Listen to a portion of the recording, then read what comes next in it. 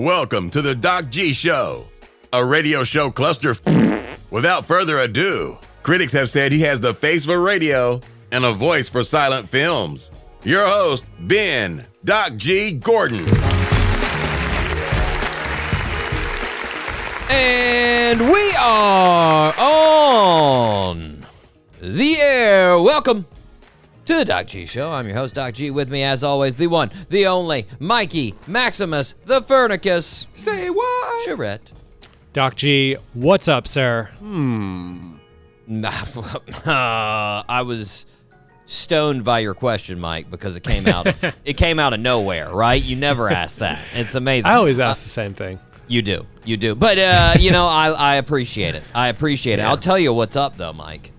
Yeah? Thanksgiving special. Thanksgiving special. It's a good one. Thanksgiving special. What? Yeah. Woo! My gosh, man. It's a magical time, Mike. It really is. 7 years strong. 350 mother flippin' shows, Mike. Wow. Yeah. I love it. I love the fact, and I didn't try to do this at all. Listeners, they might have picked up on this if they're very close listeners to the show, which means no one picked up on this. But I like how it just came out that, we take 2 weeks off of the show, which means we have 50 shows a year. And our Thanksgiving special falls right on the even 50. So we always get a 350, a 400, a 250 on the Thanksgiving special. It makes it that more dramatic, Mike. So we've got the 350th show right now. That's so satisfying. Yeah. Yeah. Do you have any estimate of how many you've been a part of, Mike? No. No idea. 116, Mike. I was going to say 100. You have 116. been over a third of our shows. Over a third. Yeah. I love that. Yeah, well, not over a third. Almost a third. Yeah. You're right below it. But this isn't a show about fractions, Mike. Nope. Even though this is a celebration, I need to let the listeners know I'm prepared in case there's a medical emergency during the special, Mike. Word. Okay. I want you to know. That's good. All right. I want you to know. As you are well aware, Mike, I have many associates and friends that are in the medical industry. You know? Got a lot of those folks in my life. And I got several that are in emergency medicine. Yeah. And in fact, just a couple of days ago, I was talking to one of them. We were chatting, shooting the breeze, me and her. And she was telling me how she's all about it, Mike. I don't know if you're like her. I'm definitely not like her. She's all about the heat of the battle, Mike. Being in the sea of emergency, you know? Ew. She's just like, oh, it's so amazing. Like somebody comes in, they got a gunshot, they're bleeding out. You got to do this and that. And I was like, no. No. I am not all about that. I would run in the other direction, you know? Yeah. And, as we're talking about it, she was like, yeah, I'm nonstop working. And I was like, how often do you do CPR on a shift in the ER? And she was like, oh, that's every shift. Every single time. I was like, what? She's like, yeah, there's at least one person you have to do CPR on every single shift. And I was like, again, I'm out. As I've said on the show before, Mike, when you take a CPR class, they tell you nonchalantly that you're going to break some ribs. Yeah. Jeez. Break ribs. And that's too much for me. Yeah, I don't like breaking ribs. As soon as I did that on a person, I'd be, oh, God. Oh, are they okay? Oh, what did I do? I heard a cracking sound. Oh, not good. And you know what she told me, Mike? She was like, nah, that doesn't deter me.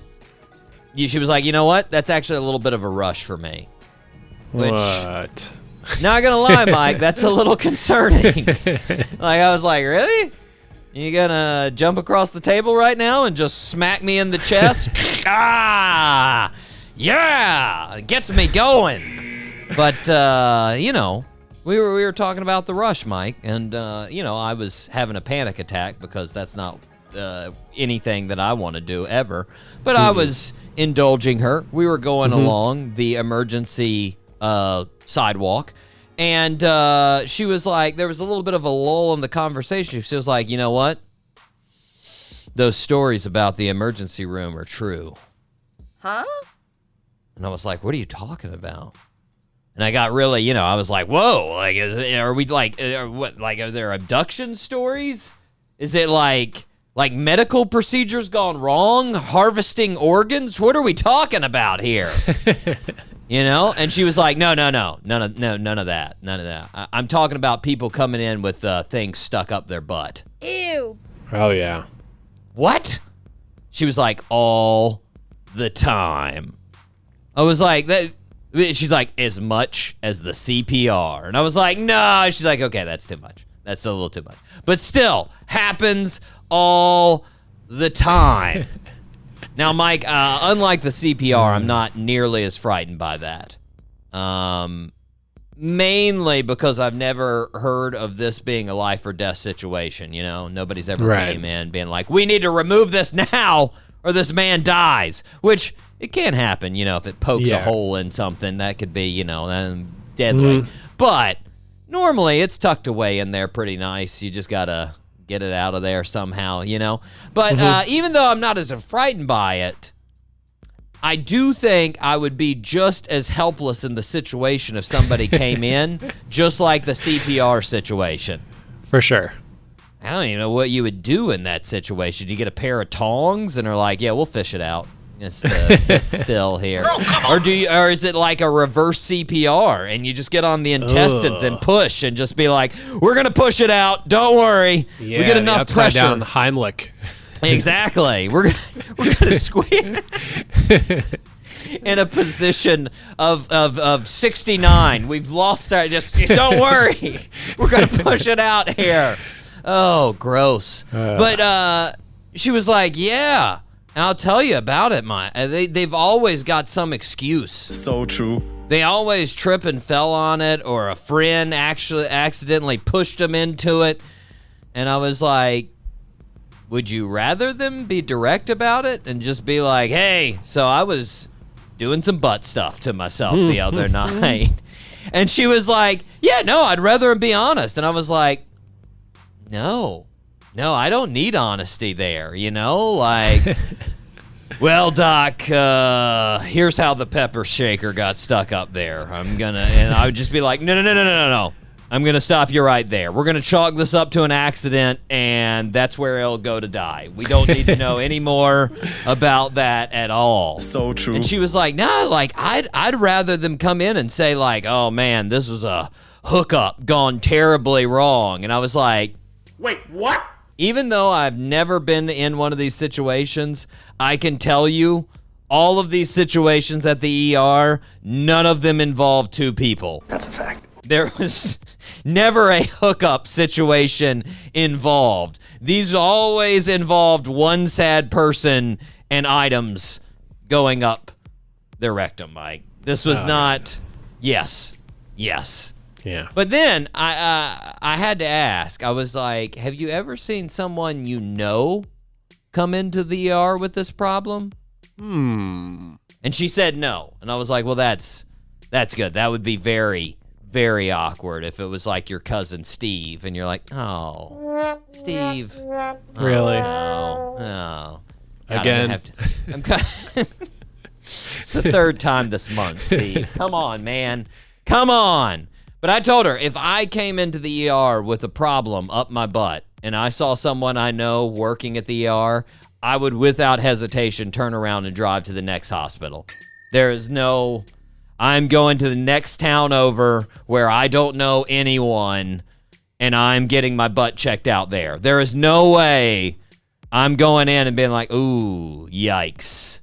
Known this nurse for 24 years. This is going to be Hey, Kristen, what's going on? Yeah, no, it's funny story. Funny story with this pepper shaker. Ew. I don't want to do that. I don't want to do that at all, Mike. Let's be honest. If someone you know is at that hospital and you've got something stuck up your butt, there is no amount of HIPAA laws that are going to keep them from telling that story to at least one person. Mm-hmm. And then that next one person is going to tell another person. And by next Thanksgiving, you've got 10 million people that know about your pepper shaker up your butt. Yep. That's Wham. it's no good, Mike. Yeah. Mike, I want to say here and now that if anything goes haywire and you or I or a listener get something accidentally stuck up our butt, I am prepared to drive us to a hospital that will keep our anonymity. Yes. Thank you. It will be a secret on this show.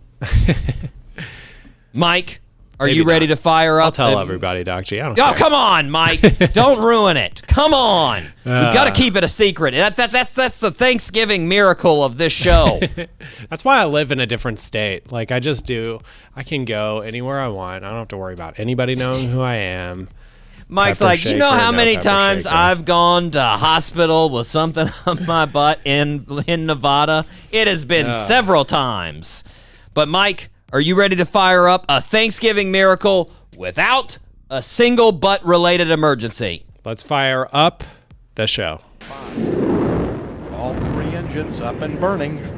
2, 1, 0, and lift off. Oh, my goodness, Mike. A fantastic one. As I said, 350. 350. I'm excited. Yes! We have none other than Mr. Lewis Black, a legend. My goodness. Been on The Legendary. Daily Show 27 years. He's won Grammys. He's performed on some of the biggest stages in the world. He performed at Carnegie Hall. And Mike, this is big news. This actually happened after we interviewed him. I don't know if you saw this big news. He's retiring. Yeah, he's retiring from touring. Yeah, next year. Next year, he's got one more tour. And then it's just going to be very few shows after that. It's just going to be here and there shows. Not like he's been doing for the last 40 years of 150 shows a year. So you need to go see him, listeners. We do. If you haven't seen him, you need to go see him. And the folks here in Jacksonville, Florida Theater, December 15th, we're going to talk about it. But today, we're going to be talking to him, and I can't wait. It's a fantastic interview. Hey, Doc G, little factoid about Lewis Black that we didn't bring it up in the interview, but he's also one of the highest paid correspondents on The Daily Show because of how long he's been on the show. Yeah.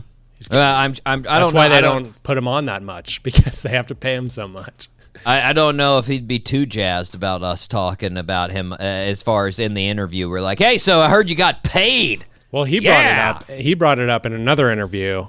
Okay. And I thought that was interesting. Yeah, Like, you know. wow. I mean, I'm not gonna turn down money. That sounds good. But first, Mike, we need to start where we start. Birthday suit. Happy birthday, Mr. President. Mike, you're sitting well above 50%. 76 out of 135 is where we're at. We're coming up on the end of the year, you know? We're coming up. You've only got, essentially 5 more here to get to 150. It's going to be the tail end of birthday suit. I think maybe 2. I think you got 2 today. Okay. You might even have 3. You might pull out the third and just amaze me. But here's the condensed clue, Mike. Born on November 22nd, 1984, she is Black Widow in the Marvel Universe. And this might be more relevant for you. She's married to Colin Jost. Black Widow, Colin Jost. To be honest with you, Doc G, I don't know. Black Widow? I don't know. Yeah. You're not one of those. I don't follow Not one of Marvel. those. I don't blame you. I don't blame you. Let's see if anything else will get you. Ever watch the movie Lost in Translation? Yeah, No? I've seen You it. did? You Wait, did? I think. Maybe. Well, that's pretty strong. When You was probably she, know. When was she born, Doc G? 84. 84, okay.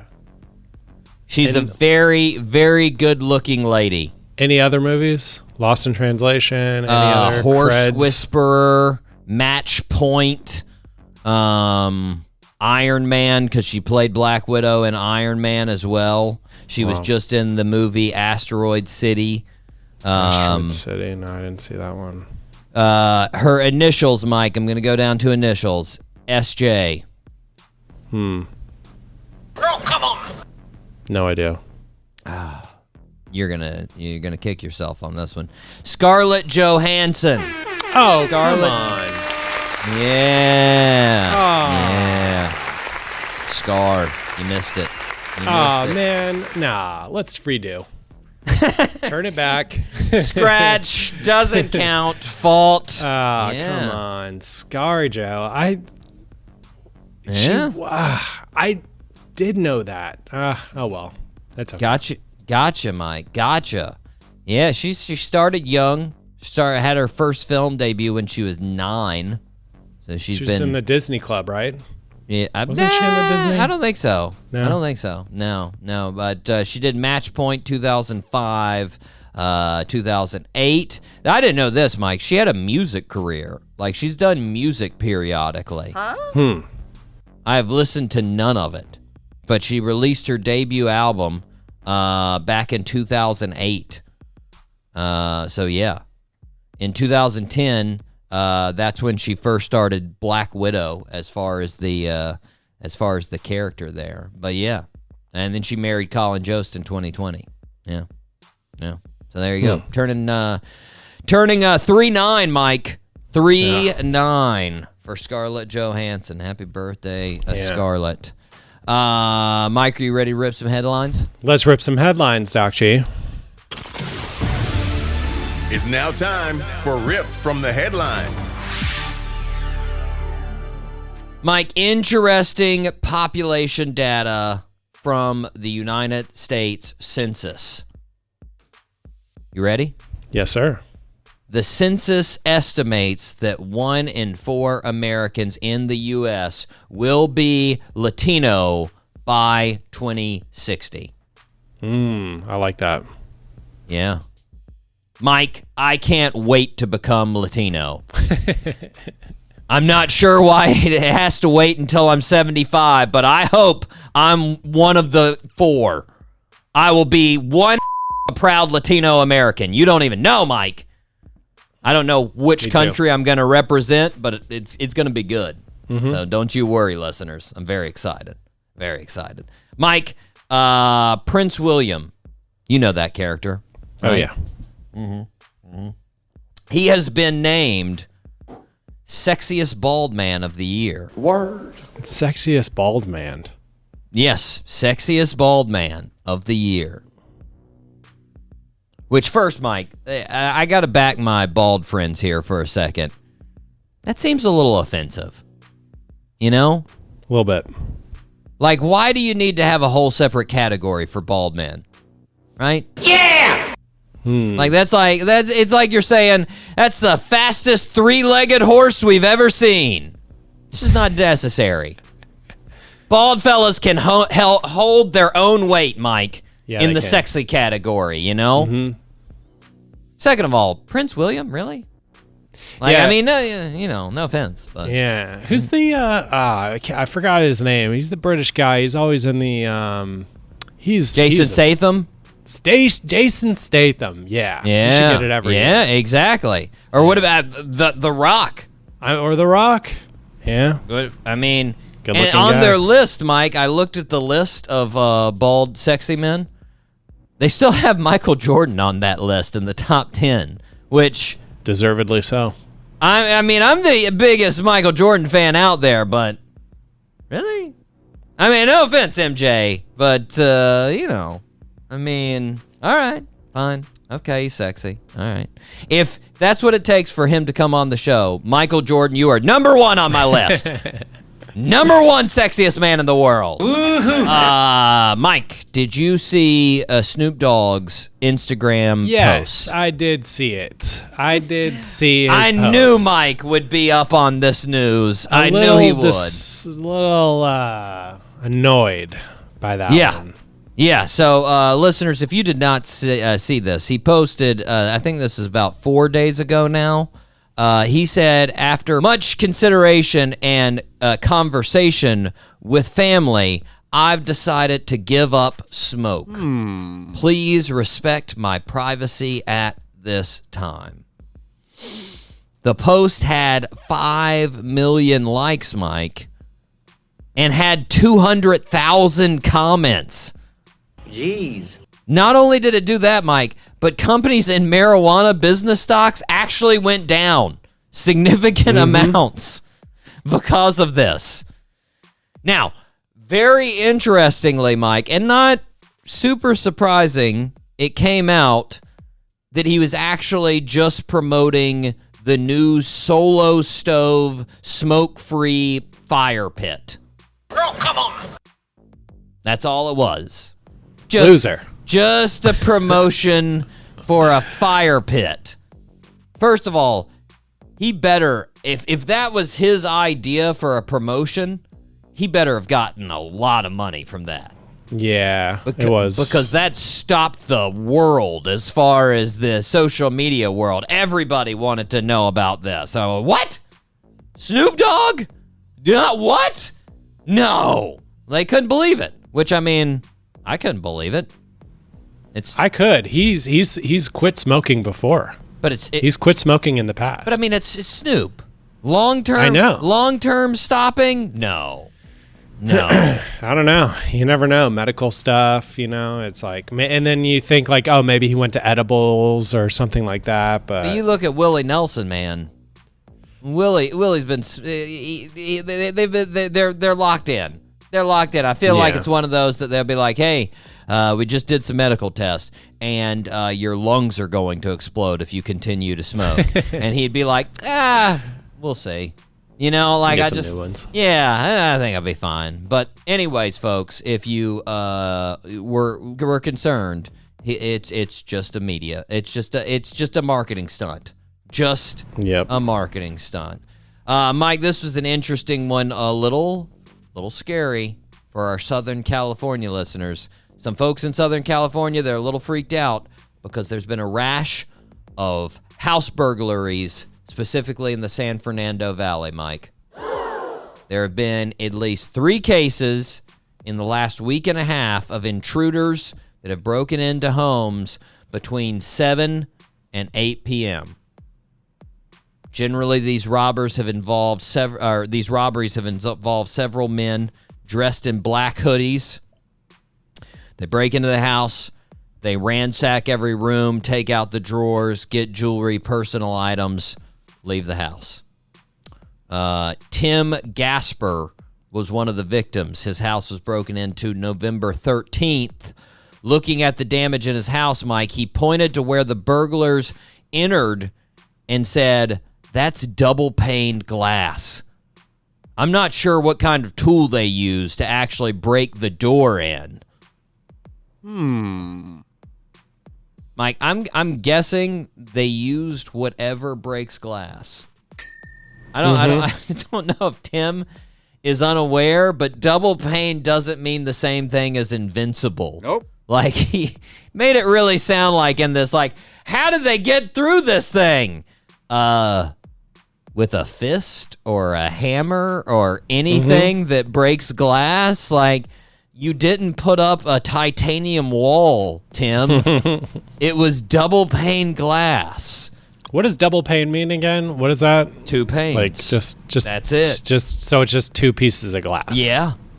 Now, they can do some kind of insulation in between. They can do some other things. But generally, that's all that requires of double pane glass is 2 panes for more insulation. Yes. Now, Mike, for any citizens of San Fernando Valley that are concerned with these break-ins, I'm going to suggest that they get an elaborate setup of burglar traps, just like in Home Alone. You know? Yeah. You get some tripwires, you get a tarantula or two, some glass light bulbs to walk on, some tar on your steps, super hot doorknob. All these things work immensely well. And I find they are very funny when they are done by Macaulay Culkin when he's 11 years old. So Yeah, nobody's breaking into his house. no, he did a very, especially not the slippery wet bandits. All right, not No way. occurring. That's a fact. Mike, for whatever reason, U.S. News and World Reports released their best places to live in Michigan for 2024. I don't know. Like, I didn't really. I found the link on a news site, and I was just like, all right, I guess. And not too surprisingly, Mike, Ann Arbor was number one. So Ann Arbor was number one place to live. Grand Rapids was number 2. Lansing was number 3. Kalamazoo 4. Number 5, Detroit. And finally, Flint was number 6. Flint made the top 6. I'm guessing they really started to rocket to the top once they got that water that didn't kill people. They were like, all right, we're good now, guys. Come on in. It's an amazing place to live. It's weird. Did they fix that? They did. No, They did. yeah. They have replaced all pipes now, Mike. Literally. Really? It was last year. They finally got to it, or at least so they say. But a lot of people don't trust it still, which is understandable. So they still drink bottled water, which I totally get. If you're asking me, Mike, Marquette, Michigan. Word. They got robbed. Marquette. Yeah. Yeah. Upper Peninsula on Lake Superior. Cold as absolute. Woo! Woo! Mike, bet you didn't know this. It's the 3rd snowiest location in the lower 48. Really? In the country. Their average snowfall is 149 inches a year. Ugh. Over a foot a month, Mike. Ah, that's too many feet. Yeah. And this is even more depressing. In December, they have an average of 78 hours of sunshine a month. Ugh. Girl, come on. The whole month. That's how cloudy and dark it is. You get an average of 2.5 hours of sunshine a day. Oh, that's not enough. Not anywhere close. Bottom line, Mike, it's a fantastic place to live. I think it should have been on the list. But you know, I before we came on the air, I was looking at our 4-star listeners, Mike, and I noticed that Farmington Hills, a suburb of Detroit, is on our semi-regular listeners list. So I'm going to say the best place to live in Michigan is Farmington Hills. Yes. Whoever lives in Farmington Hills is doing it right. They're they are. listening to the Doc G show, and they would be fantastic neighbors. You could come over, you could have treats and appetizers and listen to the Doc G show. Okay, so that's where you should be living. That's a fact. Mike, do you know Sofia Vergara? Yes, I definitely know Sofia Vergara. Yeah, super attractive lady. Easy on the eyes. Very easy on the eyes. Modern Family. She was married to Ed O'Neill's character, for the listeners who are ancient like me and are looking for modern references. Anywho, Mike, she got a divorce. Oh. Yeah, this year she got a divorce, and she talked about it just recently to BuzzFeed News. They asked her if she was excited about having a fresh start after the divorce, and she said, quote, "I don't know if there's such thing as a fresh start at 51. I don't know if I'm fresh anymore, but I'm just excited." End quote. I like it, Mike. That's not overselling anything, you know?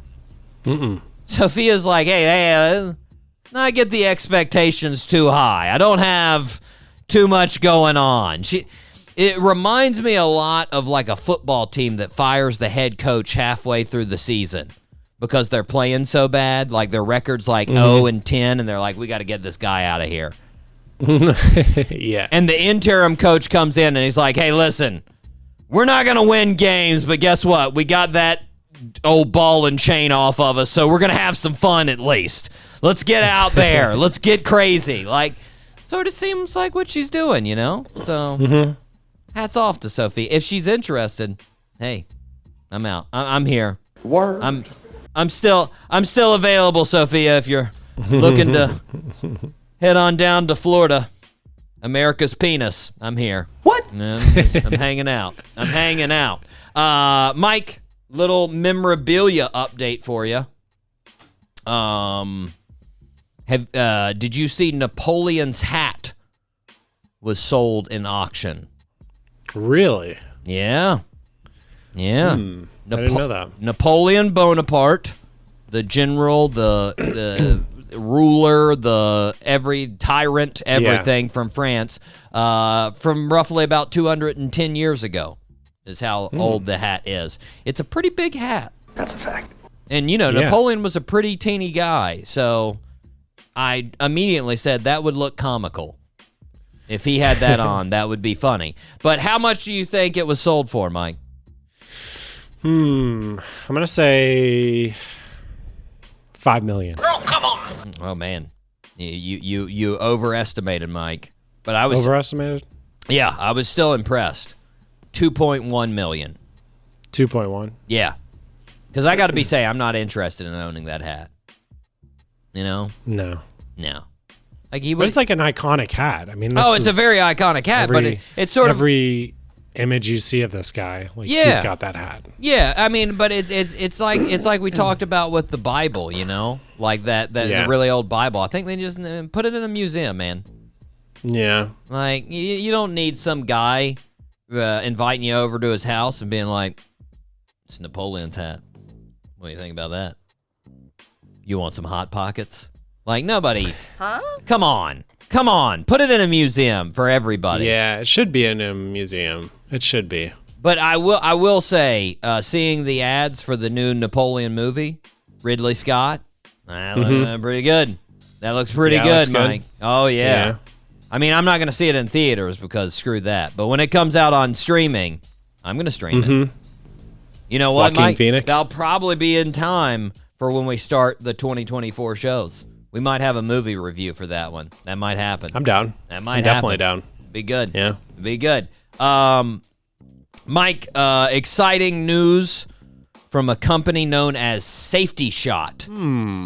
Safety Shot has announced they are releasing a product that has been clinically shown to reduce blood alcohol content by 50% within 30 minutes. Yeah.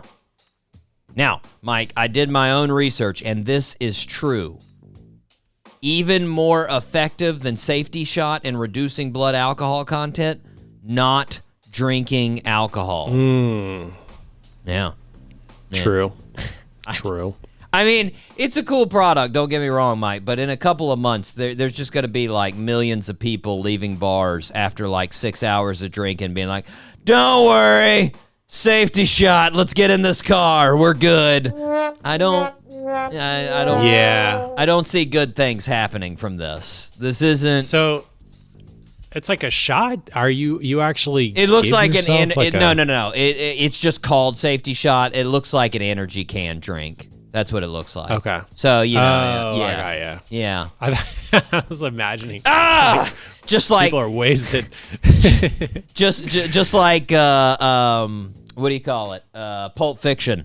You just gotta rip open your shirt, shove a needle in your chest. Oh my Ow! gosh. Safety shot! Scene. Oh God! Like, okay, I feel better now. I'm not drunk anymore. Whew, that was close. Like, I mean, I could see a benefit of this, but I gotta be honest.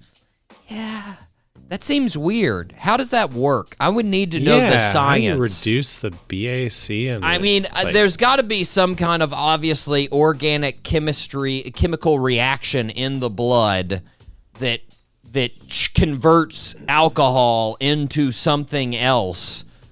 Yeah. And I got to be honest, that doesn't sound safe. No. I'm sure they've been doing clinical testing on it, but that weirds me out, Mike. That weirds me out. You know what I imagine, Doc G? You know, like what's that little experiment that you do with dish soap, where you touch the dish soap and then everything like separates, like when you see the polarity of the molecules, and so it separates the molecules because you have the lipophilic molecules of soap. You're saying. Yeah, but what's the little experiment that you do when you put dish soap on your finger or something, and then you touch it, and then it like everything gets away from it? No, I mean that's okay. Like I said, it's probably a Florida man thing. Well, no, it's Florida school. It's like I was saying, it's polarity, Mike. It's just looking at the different polarity of molecules, and so they're gonna repel each other. That's all you're looking at. I'm not sure. I'm not sure how that connects to alcohol, but it's that's just how I imagine. You drink this shot, and then all of all your blood AC. It shoots out of your body. Oh Jesus, no! Get out of here! You instantly pee out. No, there it is. Yeah. Mike solved it. Everybody, don't worry. I'll try it for the show, Doc G. I'll try the safety shot. Mike will just come in, drink the whole show, and then at the end, shoot a shot, see how he feels. Exactly. Mike, we are going to take a break. We are going to hear from our guest of honor, the one and only Lewis Black. This is off of his new stand-up. This is Tragically I Need You, right here on the Doc G Show.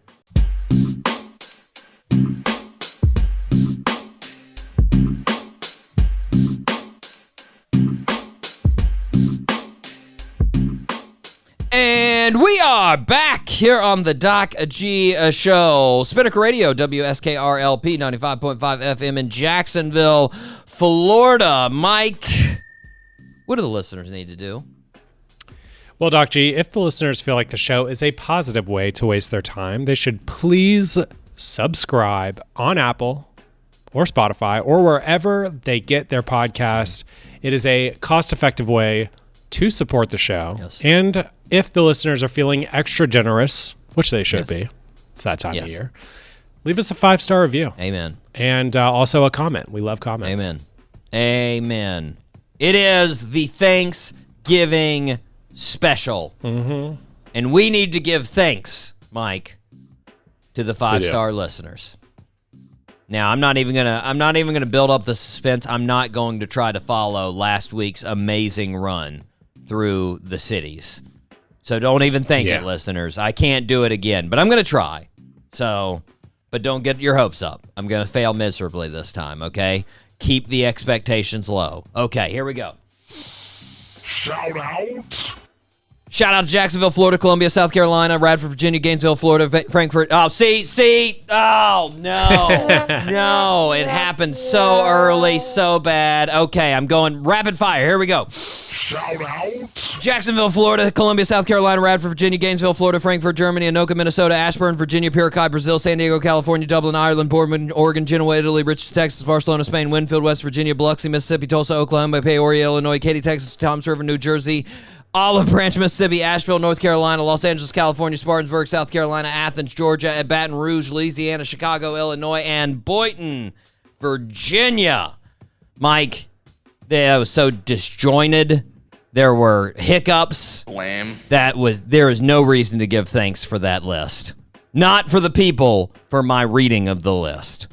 All kinds of thanks to the listeners, of course. You did a great job, Doc. Thank you. But you don't need to thank. It is horrible. I am going to retire from the fast list. Girl, come on! I no longer have the tongue speed, Mike. I can no longer keep it up. There was a high. You peaked last week. A high point, and now I'm old and washed. Mike, we've got a good 4-star list. These guys, semi-regulars. First on the list, we already mentioned them. Farmington Hills, Michigan. Shout out to you guys. Suburb of Detroit. Best place to live in Michigan. No questions asked. Best place. Shout out to Covina, California. I think I'm saying that right, Covina. Covina, California. Shout out to you guys. Shout out to Mountain View, California. Shout out to Nashville, Tennessee. Shout out to Ocala, Florida.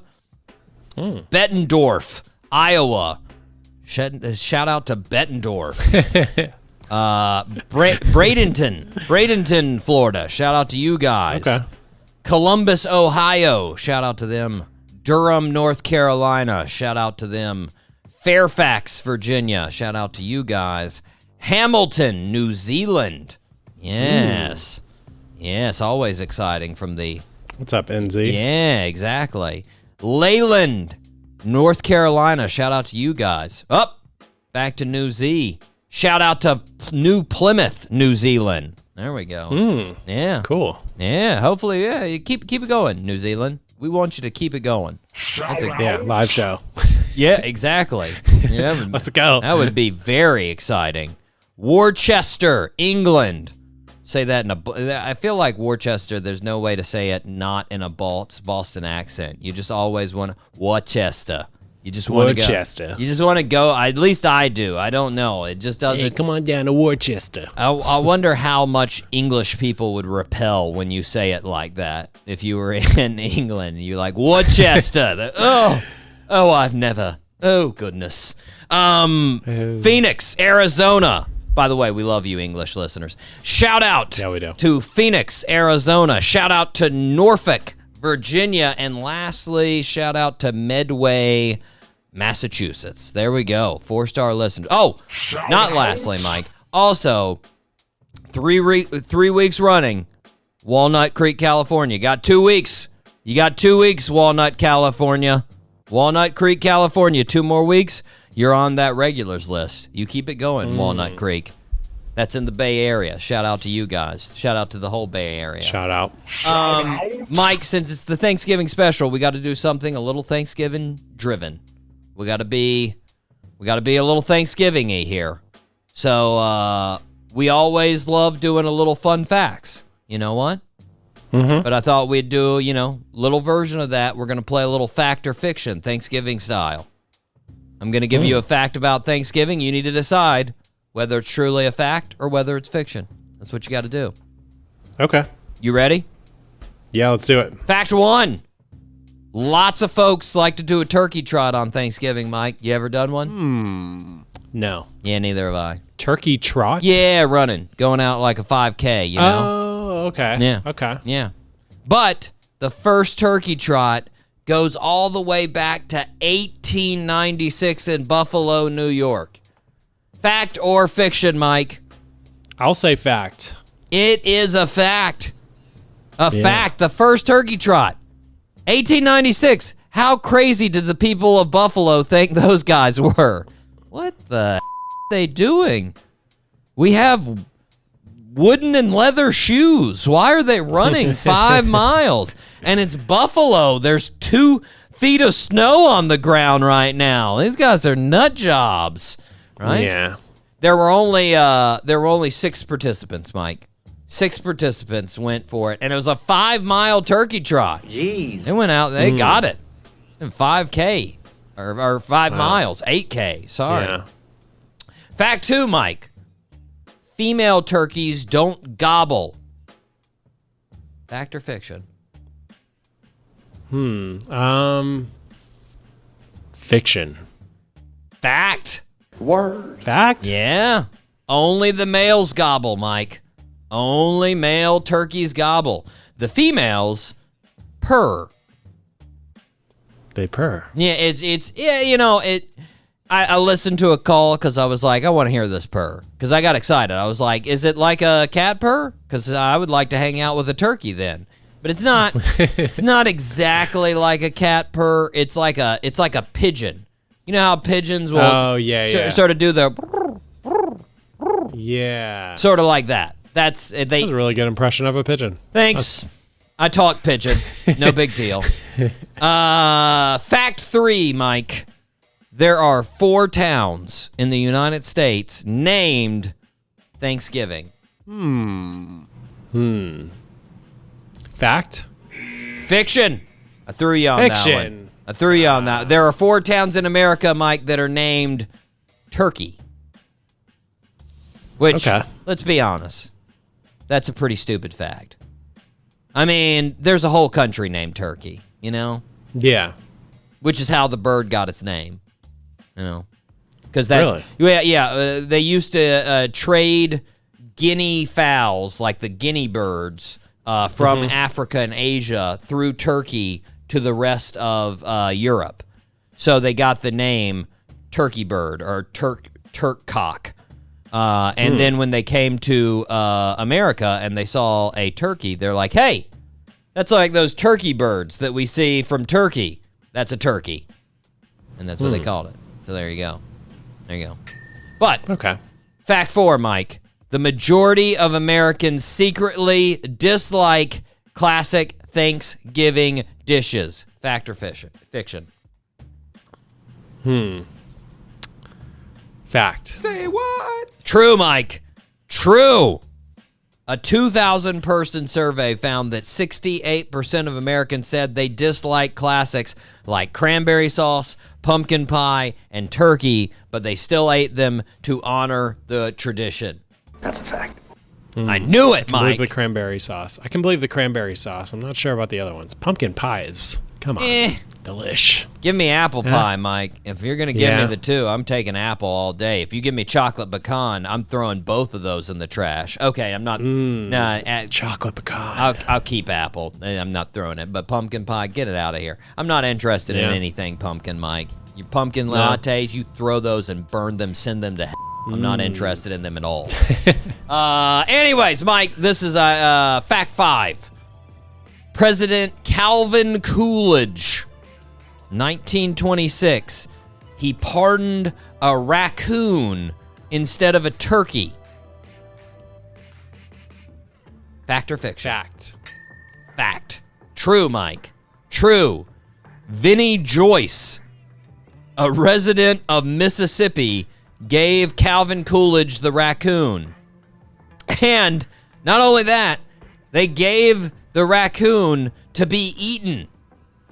That was the idea for the raccoon, was here's the raccoon, have it for Thanksgiving.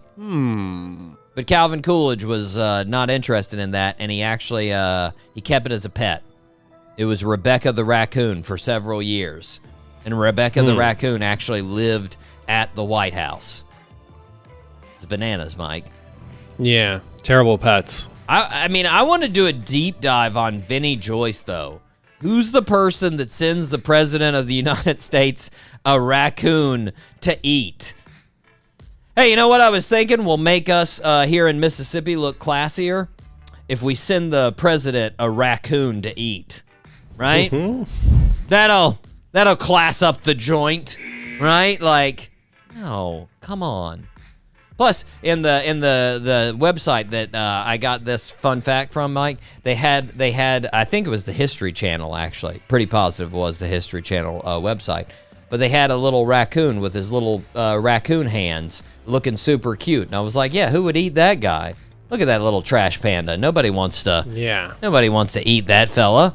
I mean, unless I get really hungry, then I will. You know.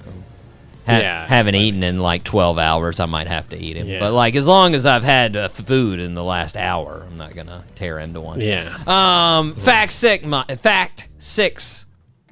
Roughly 16 million Thanksgiving greeting cards will be exchanged in America. Fact or fiction? Fiction. Sadly, that's a fact, Mike. Really? Yeah, who gets Thanksgiving greeting cards?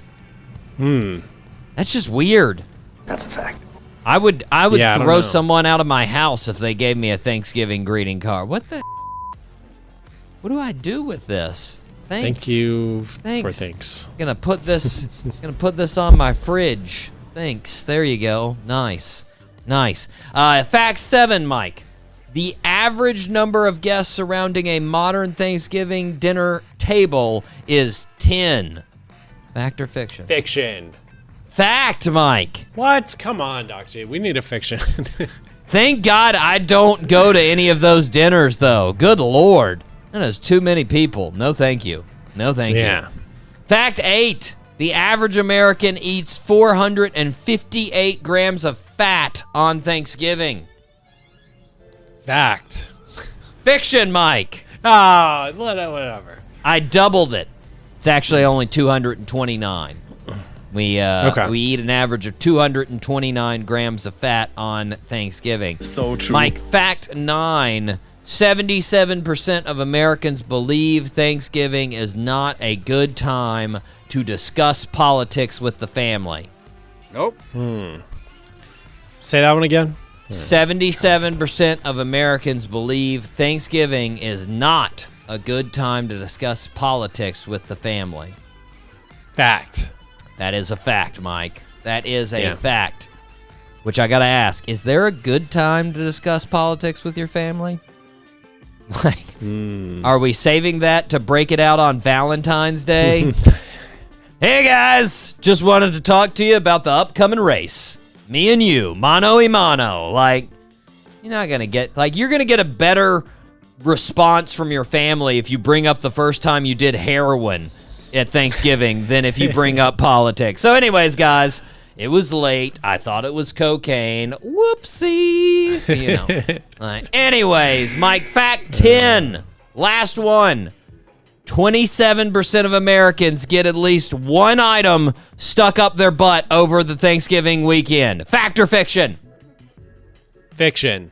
Fiction is correct, Mike, but if anything happens, you know I'm there for you. Complete anonymity, all right? Yep. All right?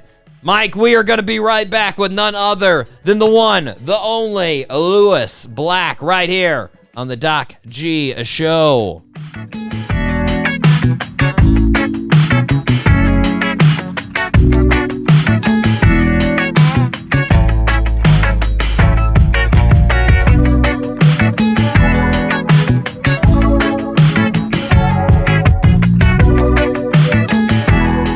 This is 95.5 Spinnaker Radio.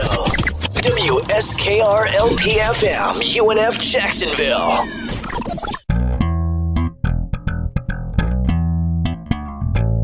Hey, what's up? This Rock Montana. This Mucho Yellow. And this Rockin' Yellow. And you're listening to Doc G Show from 803 to 904. The best show on the radio. You dig?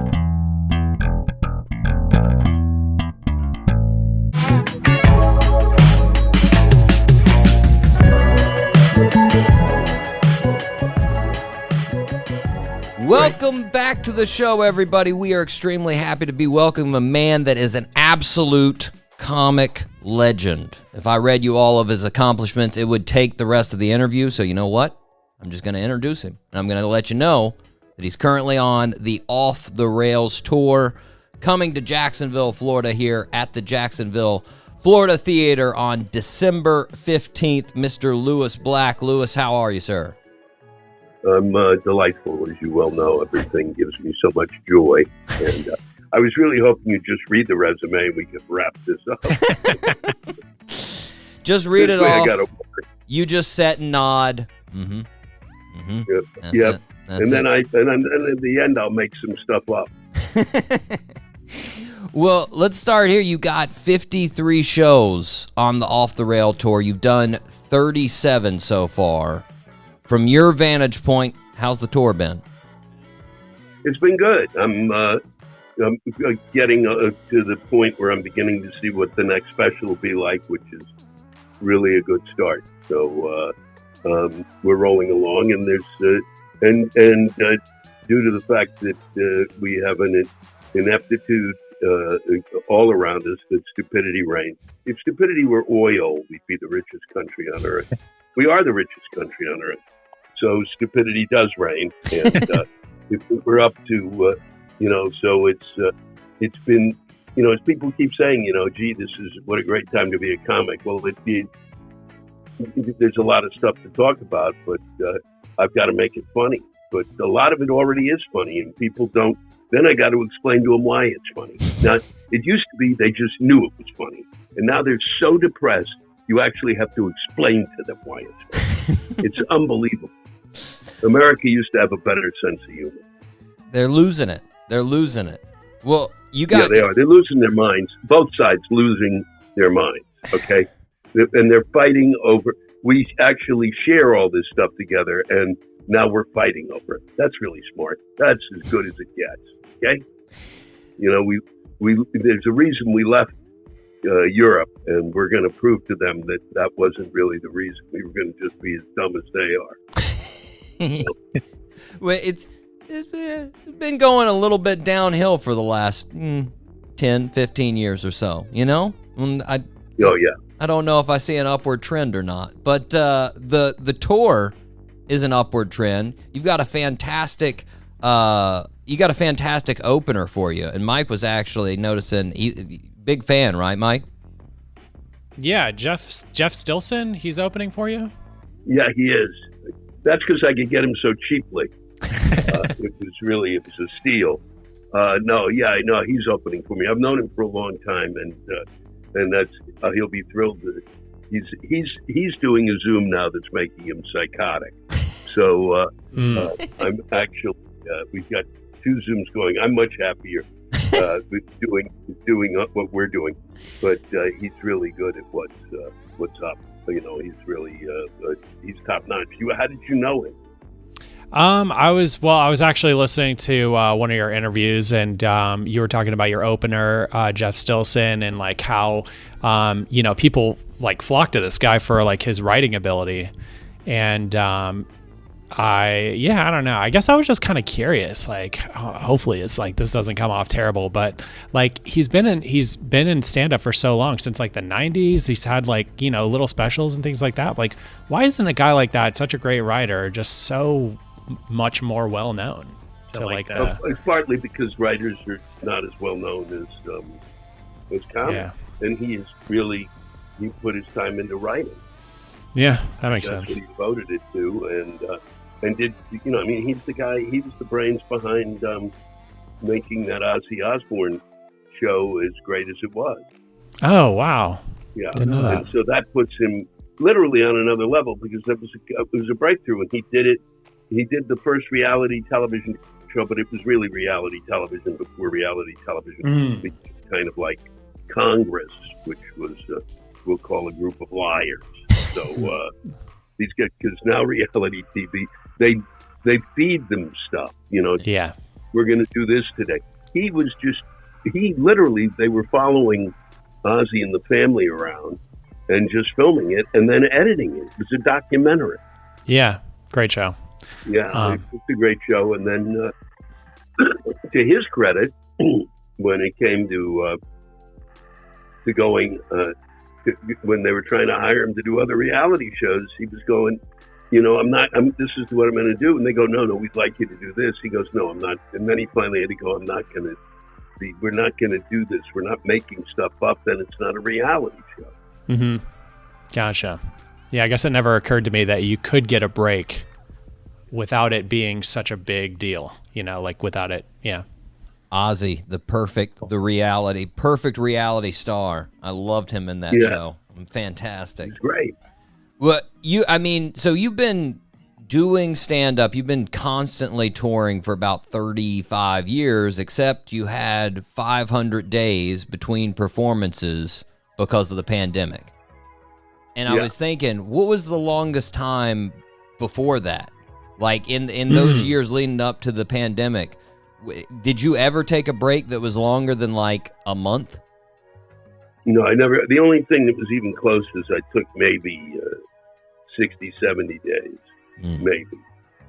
And then even then I would go out and do stuff. Yeah. So, mostly it was when I was writing books. I wrote 3 books, and then I was involved in a play that eventually got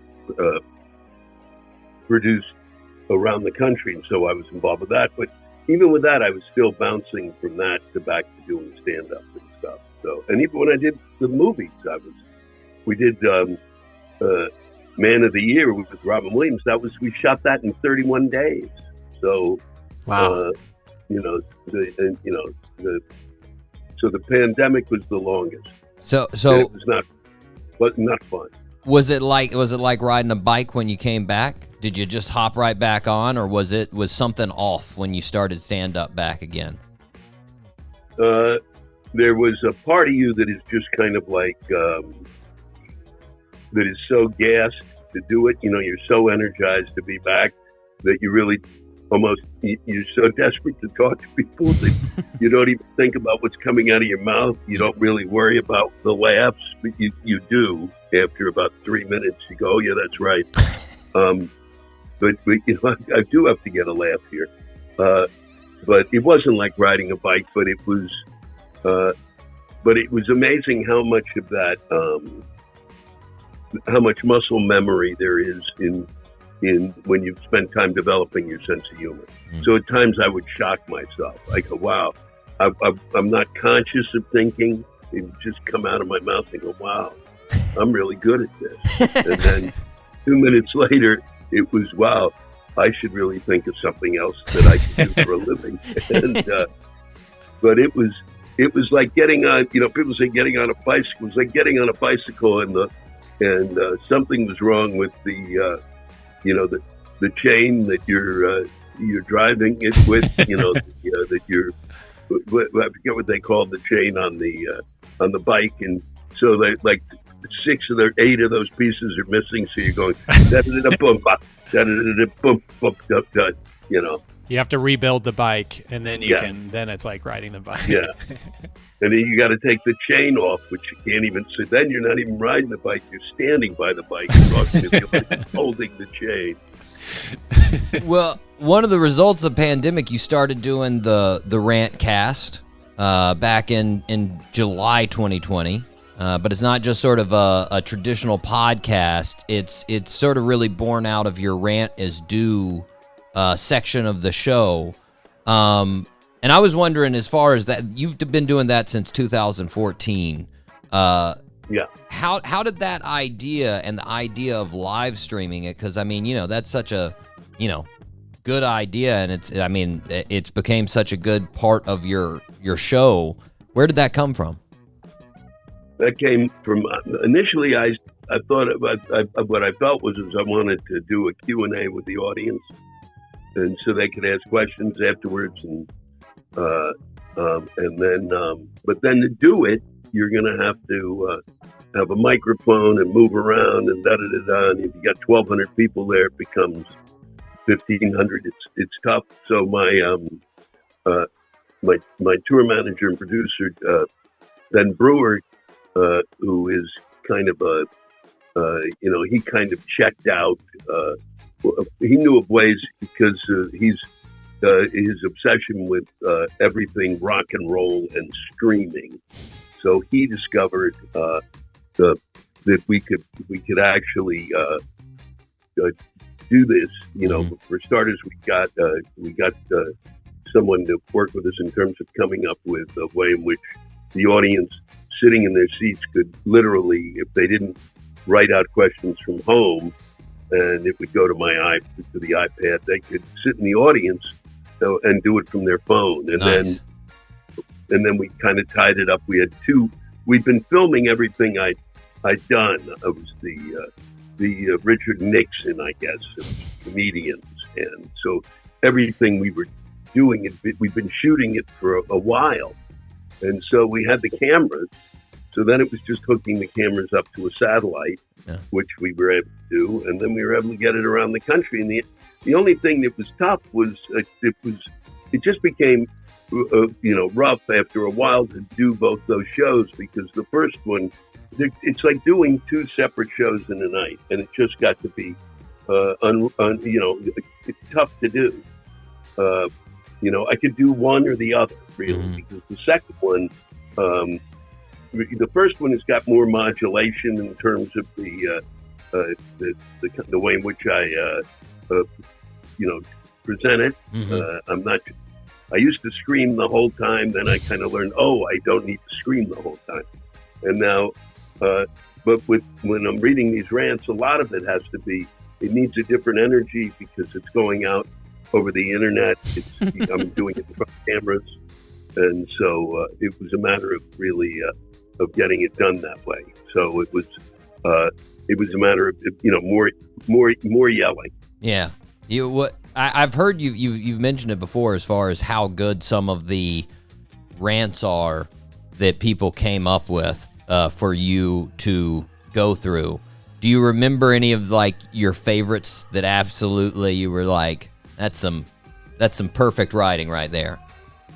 Well, there was right up until the 6 months before we had to shut down. Due to the pandemic, the 6 months that occurred, that we had to bring it to a halt. The writing became incredible because they really picked up on my voice and how to write for me. Mm-hmm. I'm pretty easy to write for because it's arr, arr, arr, arr, arr, arr, arr, arr. Like it's big barking dog writing, and but they really nailed it. And then the ones there were like 6 about pickles that were spectacular. There were 2 sisters who went after each other. They literally, the first show, one sister shot her mouth off, and then I come back for the second show, both sisters get written and attacked each other. And on a level that was just vindictive and vicious, and then ended with love ya, and it was, those were really great, where they just kind of went right at each other. And then finally, my favorite still to this day was about 8 minutes. It was about 7 minutes long. It was the guy who was talking about peanut butter, and he had opened the peanut butter, and he expected it to be. He wanted it chunky, I think, or he wanted it smooth or chunky. I can't remember which. And whatever it was the opposite, and he flipped out and does 7 minutes on why chunky is better than smooth. I mean, it's like, are you kidding me? And it was really brilliant. And it really, the thing that I feel about all of these rants is that it teaches us the lesson that you really, you want to, that's what inanimate objects are for. You don't direct the kind of anger that you have toward other human beings. Just drop it, okay? Unless they're really kind of, stepping into your personal space. Mm-hmm. You don't need, you don't need to do this. But but that's what inanimate objects are for. Yeah. That's what that AI that you're talking to, when you call the pharmacy or you call to get your phone worked on, or any of that stuff. That's where you yell, idiot. Well, I mean, anger is a huge part of your comedic style. You played anger in a movie, and you. Congrats on the second one, by the way. Yeah, just watched the trailer this morning. Now because the strike is over. So yeah. Yeah. Today, if you go to my variety of social media feeds, and you'll be able to see, or who's ever one who's in the movie, if you can or go to Pixar and you can see the first trailer for it. Nice. Yeah, nice. Watched it this morning. It's great. Yeah. Well, I heard it took you a while to find that anger style. It took you until you were in New York. There, you were running a free show at midnight, and you found out that getting angry was funny for you. What was the stand-up like before that? Well, I mean, one thing I did was if I was angry, I'd turn around. Mm-hmm. So I wouldn't yell at the audience directly. I would yell at the wall behind me because I didn't know if the audience could handle it.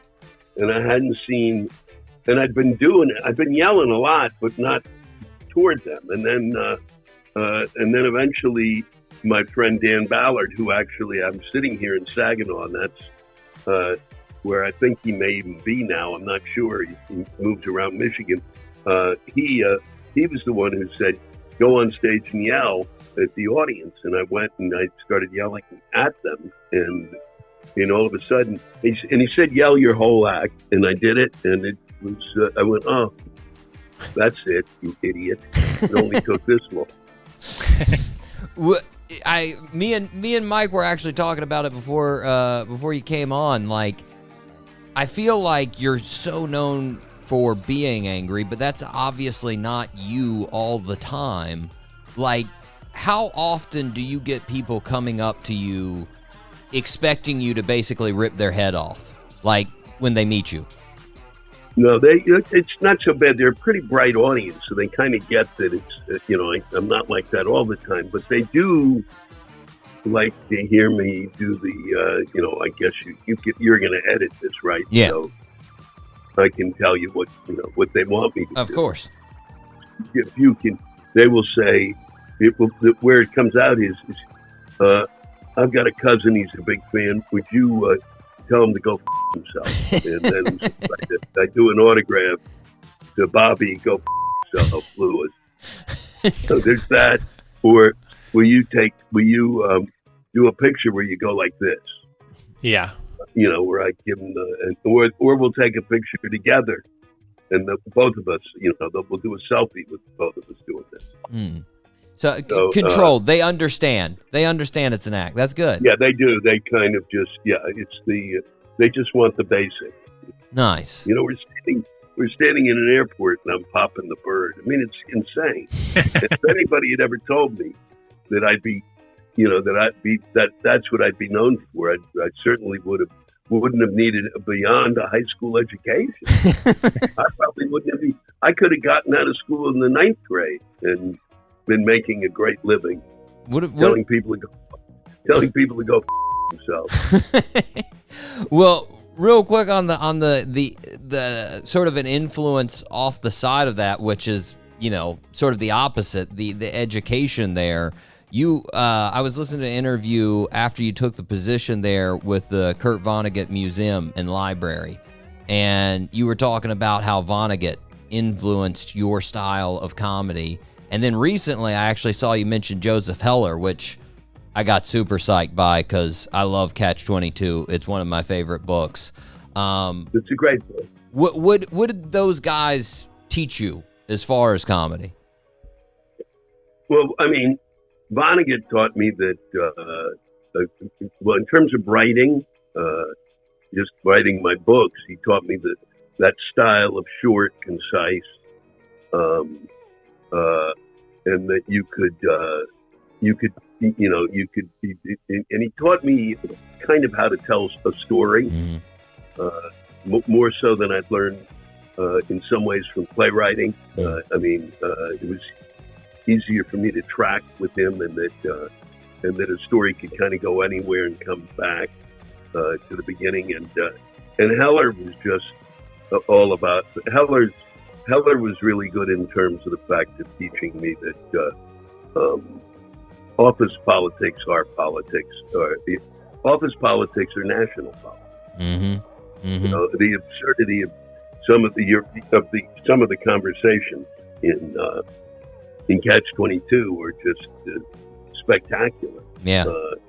And my father told me, I read that book when I was 14. My father, I said, he was laughing at the book, and I said, "Wow, that's unbelievable." I said, "It's really funny." He goes, "This is a great book." He said, "Should I read it?" He goes, "Yep, you should read it, and it will tell you everything you need to know about what life is like here." Yeah. Yeah, it definitely does. Did you hear when Joseph Heller died? Did you see Kurt Vonnegut's poem he wrote about it? No. When he died, he mentioned this party that they both went to. A hedge fund billionaire had a party and invited Kurt Vonnegut and Joseph Heller there. And at one part in the party, Kurt hears that the hedge fund host makes more money in a single day than Catch-22 made since its release. And he asked Heller, what do you think about that? And Heller responded with pretty much without hesitation. He was like, "Yeah, but I have something he'll never have." And Vonnegut was like, "What?" And he was like, "Enough." and that was it. And I thought that was I was like, oh man, it's like the best comeback I've ever heard. That's fantastic. That's pretty good. Yeah.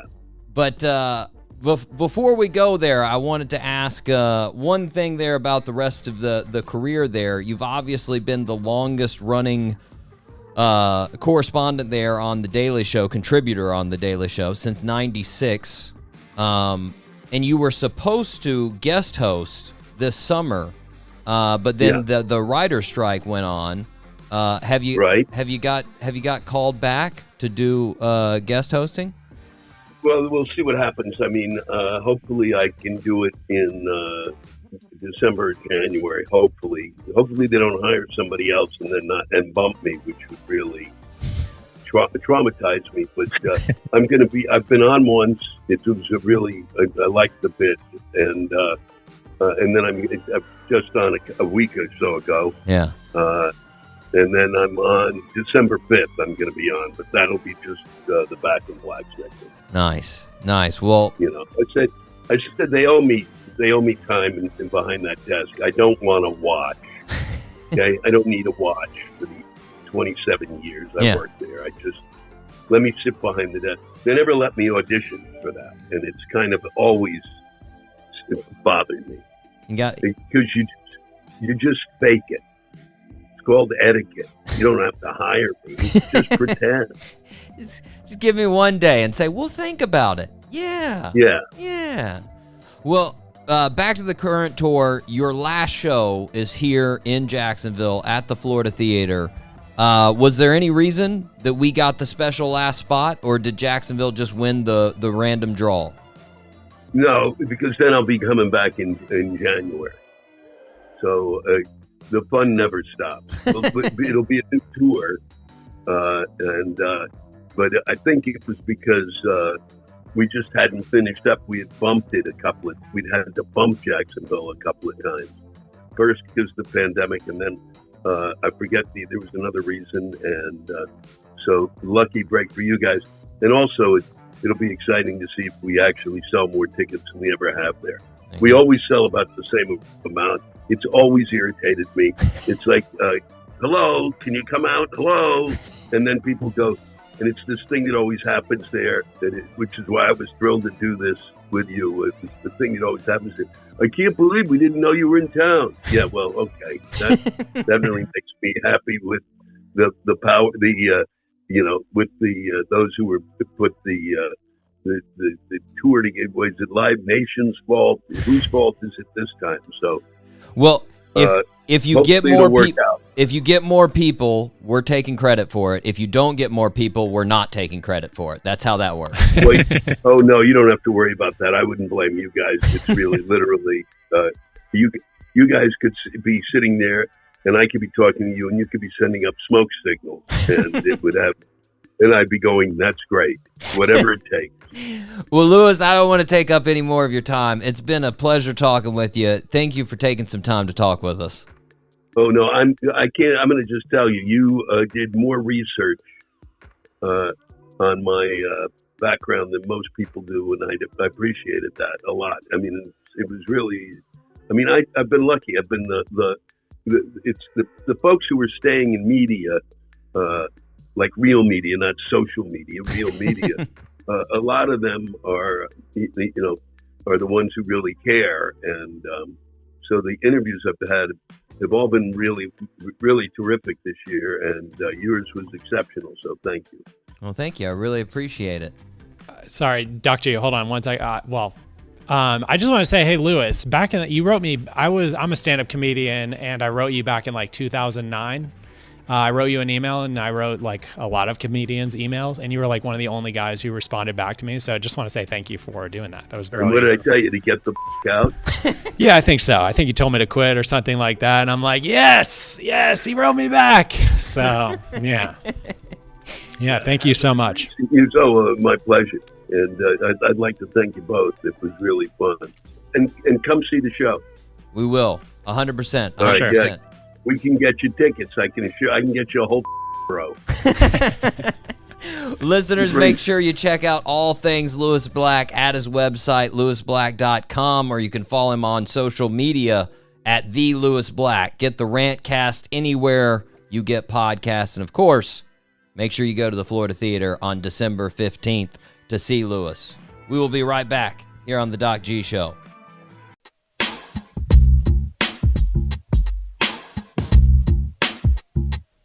And we are back here on the Doc G Show. You just heard old segment there from Lewis Black. Fantastic. My goodness. Once again, Mike, it's a big deal. It's a big deal for the show. Yeah. It's a big deal. Is. Just fantastic, man. Just what a career. What a career, you know? I mean, years in the playwriting business, then you go to comedy. You reach the pinnacles of comedy, and you just never stop. Like, I mean, the dude literally, I don't know, what is he going to do after he retires from touring?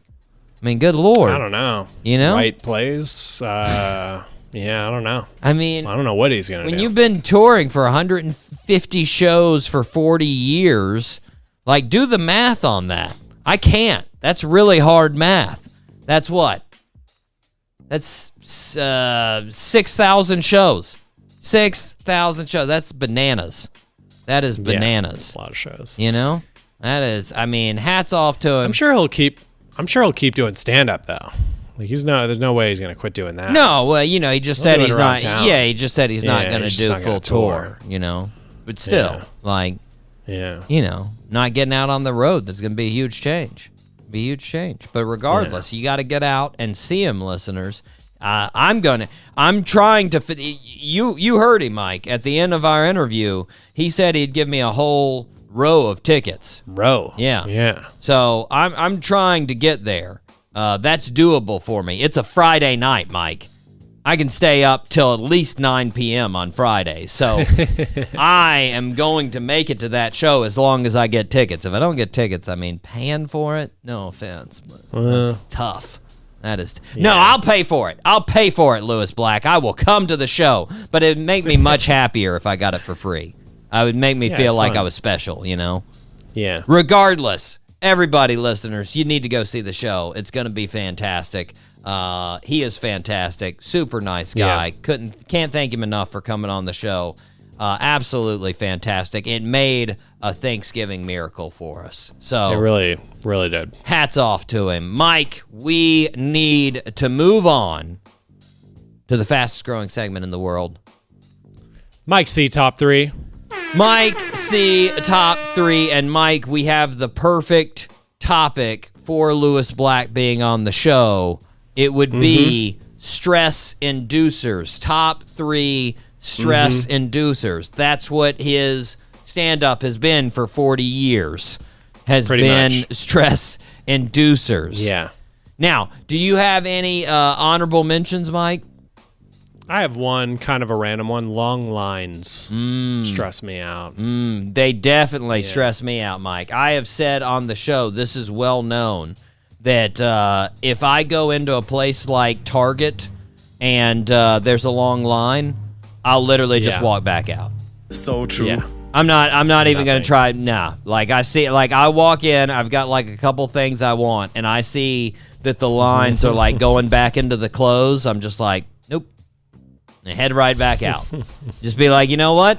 Toilet paper wasn't necessary today. Looks like we're not wiping the butt for a while. Nope. That's when the pepper shaker gets stuck up there. Just trying to clean it, you guys. I was there. Oh, yes, Mike. Bring it back to the bidet. Bring it back. Yeah, I got a couple. I got 2 minor ones, Mike. You know, I've got one minor one that your wife can get on board with me. Blowers. That's a minor. Blowers. That's leaf blowers, listeners. They are annoying. And, I know they're not the people that are operating them. It's their job. They can't do anything about it. That's what they do. It's just pointless. It's annoying. It's loud. It fills the air with a bunch of gas byproducts. It's just, no. Don't need them. Don't need them. I also have got another honorable mention, Mike. My wireless internet going out. That's fair. I mean, Mike, I live in a city. I live in a prominent city. The provider is the third largest cable provider in the country. They have over $20 billion in revenue. And for the last 3 years, it just randomly cuts out hours at a time. And then they'll send me a text and they'll be like, hey, it looks like we're experiencing an outage in your area. Word. And it's usually like 2 hours after it's already happened. And I'm like, you think? Yeah. You worthless piles of yes, it's off. It's just, oh, gosh, Mike. I mean, it's unacceptable. Unacceptable. I mean, I know it's not a big inconvenience. It's not like I'm lacking water or anything, but I'm just like, you guys can't fix this? Like, this is obviously easy. And the thing, that's what irritates me the most about it, Mike, because I know they know there's basically only like 3 options that you can get wireless internet. And they all suck. Yeah. So they're like, it doesn't matter. They're going to have to go with us or one of the other sucky options. So we're still going to make tons of money. Who cares? And they don't I know you're not a fan, Doc G. I know you're not a fan. I'm sorry. I know you're not a fan, but Starlink, that'll be the future. We'll all be on Starlink. Yeah, I'll get another company. I'll get a less insane person to make my Starlink. Number 3 on my list, Mike, and this one is minor as well. This one's minor, but over-aggressive drivers for absolutely no reason. Yeah. Can't take it, Mike. When I see a person that swerves in front of me, cuts me off, accelerates into traffic, slams on their brakes, weaves in and out of people, and I know they're going to Walmart and they're not like headed to the hospital because they cut off their hand, that drives me insane. I'm like, what are you doing, you morons? Just slow down and go a normal speed. No need.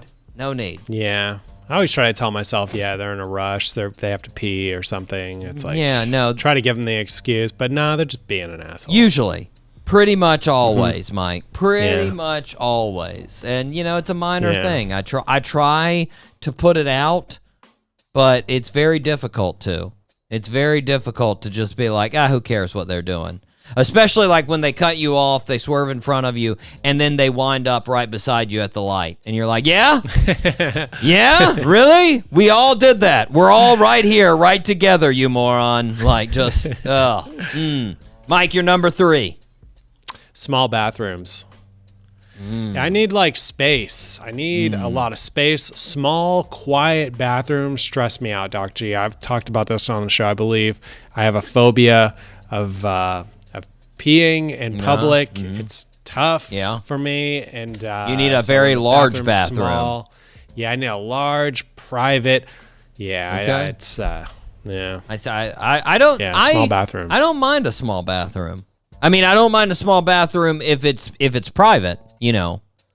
Like if you can lock the door on the private bathroom. I don't want a small bathroom. Have you ever been in? I have been in bathrooms. Not a joke. It's very rare, but like it's not a private bathroom. Like you can't lock the door. It's a public bathroom, and they've got a toilet with no stall right beside a urinal. And it's just like that 1-2 combination. And you're just like, what the f*** am I supposed to do? Like, what are you, like, you can't go to the bathroom. And like, I mean, you can pee. I can pee in there. But there's no way you can go number 2 in there. What's that? What? No way. Like, what are you doing? No way. I can barely pee. There's actually an open mic in Las Vegas that I don't go to because the bathroom is exactly like that. And I can't do That's a killer bathroom. I don't like that bathroom at all. Yeah, don't like that. I don't like now, not to bring it down, Mike, but I'm going to actually bring like real stresses into this. Number 2 on my list is issues to our planet. That's my number 2 stress. Existential issues. Climate change, microplastics, animal extinction, food scarcity, water scarcity. Yeah, it's scary. Absolutely terrifying things, and I have pretty much no control over them. I do not like it at all. It does stress me out a ton. Yeah. And there's nothing like you're just like, oh, we're yeah. Like it's just, and that's the biggest thing, Mike. I have a really big problem when you can't control something. It's one of the reasons why I don't like roller coasters. It's not really the speed of it. It's the fact that I don't have control of that speed. If I had a little gas pedal on a roller coaster, I'd fly by the actual roller coaster going at it. But it's just the fact that I don't control it. I don't like that. And with all of these issues, I can't really control it. Sure, you can do your part. You can contribute, but you're 1 in 8 billion. So you don't have a big contribution. It's tough, Mike. It's tough. Yeah. Stresses me out. Yeah. Mike, your number. Especially the microplastics. Ugh. I don't know. There's if you compare all of those, I don't know. There's a lot of them. But Mike, I mean, yeah. They're definitely low on the list of existential. All right. My number 2, teenagers stress me out. Teenagers. Yeah. If I'm on the street and I'm walking around, you don't know what they're gonna do, especially at night. Group of teenagers. They're hopped up, man. They're hopped up. They could be on drugs. You don't know. They're trying to prove themselves to their friends. They got hormones going. They're just raging hormones, and they're going to prove that they're the man of the group, and so they just beat you over the head with a baseball bat, and you're just like, oh, Jesus, no! way. What? Raging teenagers. I think I told you this, Mike, but I did this little, I did this special outreach to the youth of America. I helped out at this festival at a high school about a year ago. Oh my God, I couldn't take it, Mike. I went in there with everybody else. You did tell me. There's just so much the energy. Oh my God, it's exciting because it's this palpable energy, but at the same time, it was terrifying. And after I left, I was like, oh God, I got to take a break. God, somebody give me a dark room so I can decompress. That was too much. Like, it's just, they're all over the place, Mike. They just, they are. I can get on board with that. Teenagers are a lot. They are a lot. Scary. Yeah. Stress me out. Amen. Number 1, Mike. Number 1 on my list. It's been this way for a long time. Illness and disease. Doesn't get me mad. This just scares the living bejesus out of me, Mike. I don't like it at all. All it takes is a whiff of a disease or a problem, and I can't stop thinking about it. All it somebody comes by and they're like, and I'm like, oh Jesus, I've got the flu. Oh no. Oh, it's the worst. Hilarious. I mean, you told me you had COVID, and I was like, I think I got it. I think I got it over the text. Oh, he just sent it to me. Like it's bad, Mike. It is very bad. So funny. I can't control it. And I forget the name. If there's a listener out there that knows this, it's a special form of psychological issue. It's not a hypochondriac, because a hypochondriac immediately goes to the doctor. That's the thing, is they immediately go to the doctor. I am the opposite. I think I have it, and then I'm like, well, I can't go to the doctor. They'll tell me I have it, and that'll be horrible. That'll be way worse than me actually having it. So, I just tear myself a new one inside, thinking that I have this thing, not going to the doctor. I forget what the name of it is, but it's a actual diagnosable thing, and I can tell you. I have that too, so when you figure it out, please let me know. I will. It's not good though, Mike. I'll be honest. And yes, that's the number 1. Mike, that's a great. You're number 1. That's a great number 1, Doc G. I can't top that. That's absolutely. I mean, when I see somebody, also when you hear about Alzheimer's. Oh, yeah. I'm like, oh, good. Oh, it's the worst. It's the worst, Mike. You know, and I feel for those hilarious. people, but it infiltrates my brain and never leaves. So yeah, I think that's my true number one. But I will say my number one that I listed for today goes with your honorable mention of blowers, but really just in general, loud noises. I can't do loud noises anymore. Nightclubs, loud cars, motorcycles, Harley Davidsons. Loud cars, I'll get on board with that a lot, Mike. You're walking down the sidewalk, and all of a sudden somebody's just like, and you're just like, what the hell? Why? Why would you have that on your car? What is that? Like the muffler, yeah. And I mean, like most of them, the thing prove? is most of them don't even make the car more efficient, right? It's just to makes it be worse. loud, like, which is so dumb, right? Like, I mean, if you think about that, it's like having a guitar amp that doesn't actually get any louder. It just gets hotter when you play it. Like, hey, guess what? My amp, when we're really rocking out, it melts down. Pretty cool, right? Like, it's just stupid. It's completely pointless, man. Yeah. And it's like you're talking to somebody, and then you just have to wait for 20 seconds while that person just like, and it, like, I can get behind. I used to be a dude with a really loud stereo system. I can get behind it when it's music. At least that's something that is you can appreciate.